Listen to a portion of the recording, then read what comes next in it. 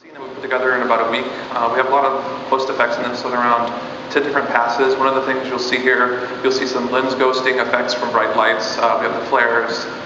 There's emissive textures. So this particular scene, which we'll show a little bit later, has around 200 light sources in it.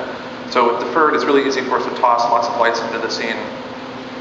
And again, this was fairly quickly put together. So we'll go ahead and pause the shot here, and then we can quickly show how many lights are in the scene. So all those red spheres are just the bounding boxes, and then all the labels here, these are showing every single light that's in the scene right now. So there are close to 200 lights in this scene.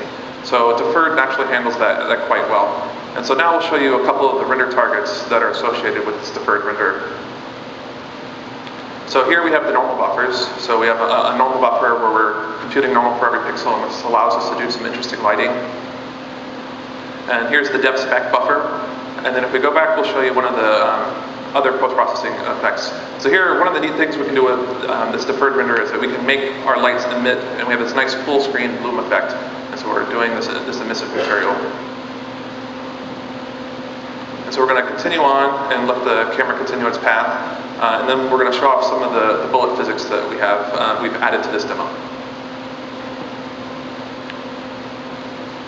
So in fact, the guy who's speaking is Justin Hensley. He came up with a couple of the cool new techniques using tessellation.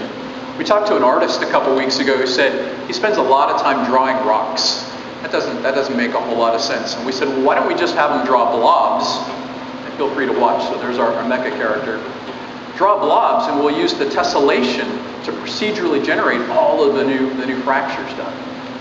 And we'll zoom in on some of that. Go for it. Oh, and some of the things we're showing here, we're showing basically fracture, that we authored the fracture in Maya, and then we can use bullet physics to actually simulate these fractured objects.